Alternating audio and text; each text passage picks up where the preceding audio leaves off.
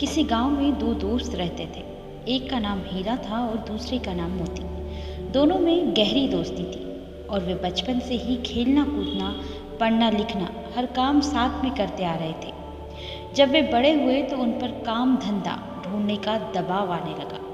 लोग ताने मारने लगे कि दोनों निठल्ले हैं और एक पैसा भी नहीं कमाते। एक दिन दोनों ने विचार विमर्श करके शहर की ओर जाने का फैसला किया। अपने घर से रास्ते का खाना पीना लेकर दोनों भोर होते ही शहर की ओर चल पड़े। शहर का रास्ता एक घने जंगल से होकर गुजरता था। दोनों एक साथ अपनी मंजिल की ओर चले जा रहे थे।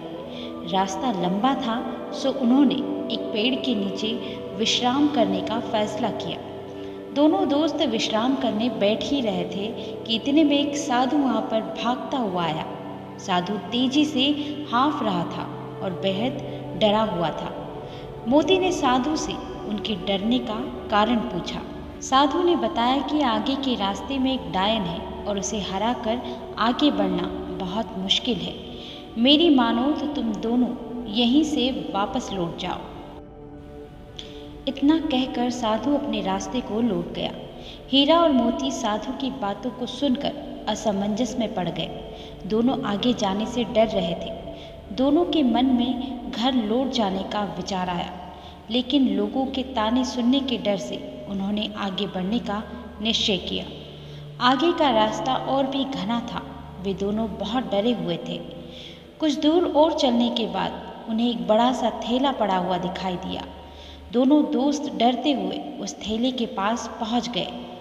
उसके अंदर उन्हें कुछ चमकता हुआ नजर आया। खोलकर देखा तो उनकी खुशी का कोई ठिकाना ही ना रहा। उस थैले में बहुत सारे सोने के सिक्के थे।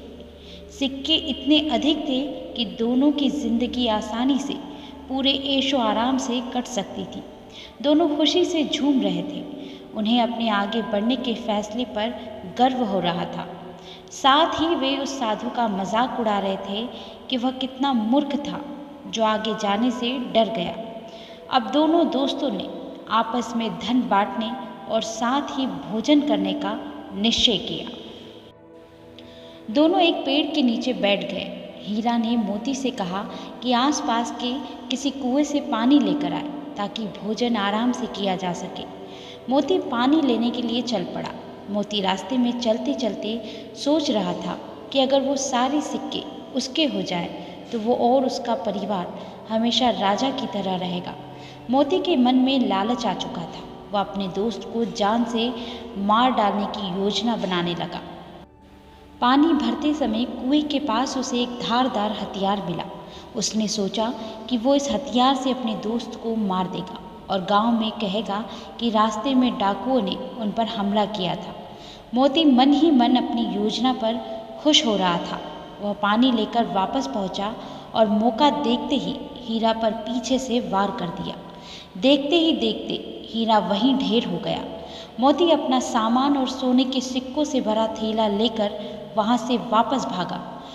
कुछ 1 घंटे चलने के बाद वह एक जगह रुका। दोपहर हो चुकी थी और उसे बड़ी जोर की भूख लगी थी।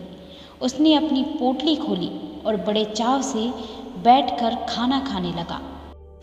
लेकिन वे क्या, थोड़ा खाना खाते ही मोती के मुंह से खून आने लगा और वो तड़पने लगा।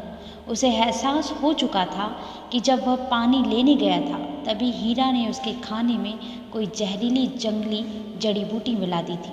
कुछ ही देर में उसकी भी तड़प तड़प कर मृत्यु हो गई। अब दोनों दोस्त मृत पड़े हुए थे और वो थैला यानी माया रूपी डायन जस का तस पड़ा हुआ था। दोस्तों, साधु ने एकदम ठीक कहा था कि आगे डायन है। वो सिक्कों से भरा थैला उन दोनों दोस्तों के लिए डायन ही साबित हुआ। ना वो डायन रूपी थैला वहां होता, ना उनके मन में लालच आता और ना वे एक दूसरे की जान लेते। दोस्तों, यही जीवन का सच भी है। हम माया यानी धन दौलत संपदा एकत्रित करने में इतना उलझ जाते हैं कि अपने रिश्ते नातों तक को भुला देते हैं। माया रूपी डायन आज हर घर में बैठी है। इसी माया के चक्कर में इंसान हैवान बना बैठा है। हमें इस प्रेरक कहानी से ये सीख लेनी चाहिए कि हमें कभी भी पैसे को ज़रूरत से अधिक महत्व नहीं देना चाहिए और अपनी दोस्ती, अपने रिश्तों के बीच इसको कभी नहीं लाना चाहिए। माया के चक्कर में दोनों गए, ना माया मिली ना राम। इसलिए हमें हमेशा माया के लोभ व धन के लालच से बचना चाहिए और ज़्यादा ना सही पर कुछ समय भगवान की आराधना में ज़रूर लगाना चाहिए।